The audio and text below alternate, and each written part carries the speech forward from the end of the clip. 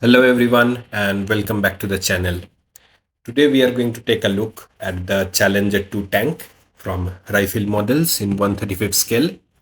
It's a British tank, third generation tank, but it's also used with other militaries across the world. As you can see on the side, we have the desert scheme, the desert paint scheme, which is quite often seen with the Challenger 2. The box doesn't seem overwhelmingly heavy. On the other side of the box, we have three other pen schemes. The Batus or the Salisbury Plain Training Exercise Scheme, the Standard Green, and the famous Berlin Scheme on the white and brown. So a lot of color options for this scheme. Uh, let's open it up and take a look on what's inside the box. The box seems relatively full of plastic parts. It might not be as many as that was there in case of Abrams or some other models. But I think this is a decent amount of plastic for a 135th scale model. So we will go through the sprues one by one, and the important or the interesting sprues, I will open it up from the plastic wrappers and have a closer look. So the first one we got here is that of the turret, and I think a part of the lower hull. I injured my finger a few days back, so just bear with me. It would take me a few extra seconds to open these wrappers up. So as you can see, the hull is, the turret is quite decently crafted. There's some inscriptions on the front part. I think these are the manufacturer's mark on the front side of the turret. Next, we have the lower part of the turret, and I think this is an armor for the hull. We also have a hatch placed in the middle of the turret piece.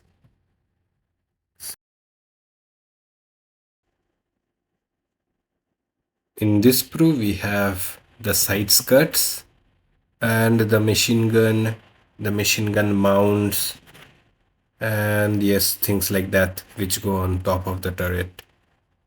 So the side skirts are decently molded, I think. Would be fun to work with them. Next, we have the middle section of the lower hull. So I think the lower hull comes in three different sections, and this needs to be glued together. So here we have the other two sections of the lower hull. Let's open it. It's very interesting to see the details near the sprockets and the wheels, and I think it's quite nicely detailed. Let's place it down and see how much it will be. Yeah, it's a pretty decent sized tank. One of the main things that is noticeable in almost all of the sprues is the amount of ejection pin marks. Usually they're placed in places which are not glued together or in contact with other parts. I hope it will not be an inconvenience. So now we have the upper part of the hull, and as you can see, there's also ejector pin marks here. But let's open and take a closer look at the other details. So yeah, it's quite nicely detailed, and the exhaust, the grills. I think there will be some photo etch coming on top of these grills, but overall, yeah, it seems quite nicely detailed. The piece is quite crisp and well molded. Here we have two identical sprues, mostly containing the wheels and its accessories. I'll open it up, and the wheels actually are a very defining feature of armor models. So it's always nice to have a closer look at the detailing on the wheels and sprockets. So it also has the drums, and there are very few delicate items on this sprue. It needs extra attention while handling these. And as you can see, the wheels are also quite nicely molded, nice detailing, and a lot of smaller pieces. Here are the drums, the sprockets, etc., the axles. Yeah. So yes, the molding is quite nicely done, and you just need to be careful with this sprue. So the next we have is another sprue with a lot of fine small parts. I think these are pieces of turret on the sides, and there is a few hatches to be fixed on the turret. I think this mainly involves all the parts that are going to be mounted on top of the turret, etc. It also has the main gun. Seems the main gun comes in 4 different pieces, or probably more. There are also some cans and stuff. So some accessories also, I think, are included in this sprue.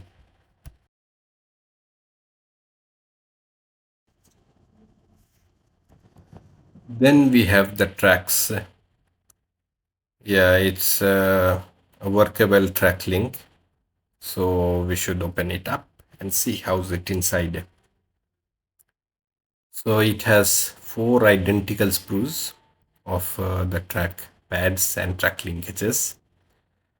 And on one side, I think this is a jig of some sort, probably. It's there for each of the 4 sprues. So I think it will be something that will be connected to each other. Then there are very thin pins. These are the ones that will connect each track link, I think. Apart from that, the trunks are fine. It's quite nice. Nicely molded. I think there is not much cleaning required for each of the trackpad, as it is in case of some other models. So yeah, 4 of them in total. I hope there is some extra pieces of track links for each side. Next, we have the sprue with clear parts. I think these are for the periscopes, the driver's sight, and all this. They look pretty clear and transparent. So yes, it's quite nicely molded. Not much dirt or haziness in these clear parts.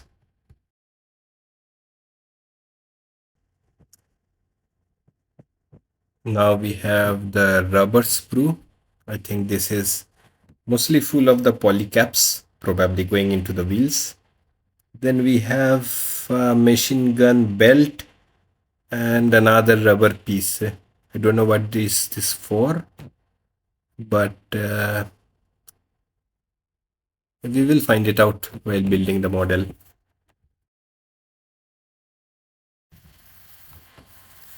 And finally, the photo etch and the decals. So not much photo etch, but sufficient, I think. These are the grills for the hull and a few other parts and the decals. Let's open this packet up and see. So for the decals, I think there's quite a lot of them, since it comes with 4 different color schemes, so 4 different locations and the decals associated with them. And the footage is quite basic, but I think it serves its purpose. And finally, a piece of string. Quite surely this is for the cables on the side of the tank. So we are done with the parts now. And now let's have a look at the manual. Quite interesting. It's like a small booklet with color images, pictures stapled together so you don't mess up the pages. So here we have the sprues and everything in the first, and then it starts usually like with the construction of the lower hull. So yeah, here you join the pieces, the three pieces of the lower hull, and then proceed to build upon it. Then the wheels come on next with several other accessories. I think most of them should go on the lower hull itself. After this, we have yeah, continuation of several things on the lower hull, and I think this is a step where we need to put in the axle. There are several red and blue items shown in the manual. I think the red ones, I think the red seems to be where you need to glue on these things, and blue is just a repetition. So yeah, we will figure it out while building it. And here we have the tracks. Seems quite simple to build the tracks. And yeah, drilling a few holes on the upper part of the hull. So I think having a small drill is recommended. It's always safer and easier to make things with a drill rather than hammer it. Yeah, a lot of small details on the hull. So seems to be quite a detailed kit. Yeah, more details, more photo etch coming onto the hull, the grills, and all these things. And then we start with the turret from step 13, I think.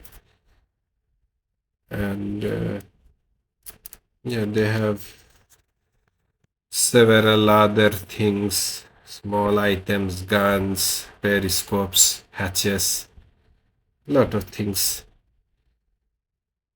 which goes on top of the turret. You have the machine guns. Yeah, the manual is quite nice, colorful, nice, seems quite clear, quite easy to understand. Uh, it's always nice to have a good instruction kit. So yeah, here we are done fixing up the main gun, and we are done with the assembly. Not a very long process, but seems to be quite detailed, quite nice. And here we have the color callouts. So the first one, the most common one, I think, is the desert scheme, the desert painting scheme. You have all the references from Ammo MiG. We also have the Berlin painting guide. It's quite famous from, I think, from the 1990s. We had seen this scheme for the first time. Then the standard one, standard green issue for Challenger 2. And it's interesting because there is also all the dust and splashes, oil effects mentioned. And the final one, which I will probably be doing, is the Salisbury plain camouflage scheme. It will be interesting to do it on a Challenger 2. I haven't seen many people building with this scheme, so it will be a fun build, I think.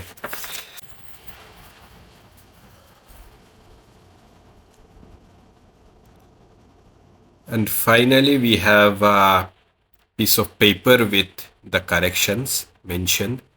It's always nice that they have mentioned these corrections rather than finding it out during the build when some parts do not fit properly. So this is, I think, an absolutely nice thing.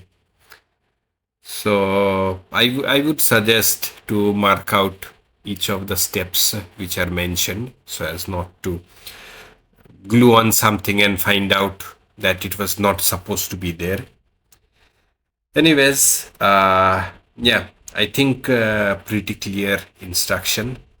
It will be really fun build this thing, and not too overwhelming. Nice amount of plastic parts, nicely crafted. Will be a fun build. So hope you like the video. I'll be making more videos on this when I build this kit and then paint and weather it. Also, please feel free to check out my other videos on this channel, and hope you like and subscribe. Thank you.